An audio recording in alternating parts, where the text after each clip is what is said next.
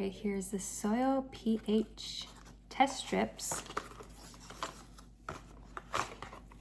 So here are the test strips. Oh. Haven't opened it up yet, so let's explore it. You just planted new plants that like acidic soil, so this will be nice to be able to check the acidity to keep them alive.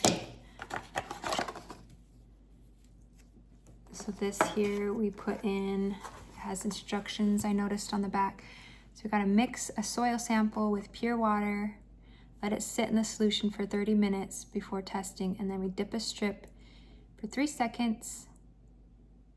Remove the strip, hold the strip horizontally for 60 seconds, and then compare it against this chart. So I guess you need to keep the box. Oh wait, you don't need to keep the box because it's got, just need to keep, it's on here too. So that's great. And it's got the instructions on here, so I don't need to keep the box. Perfect.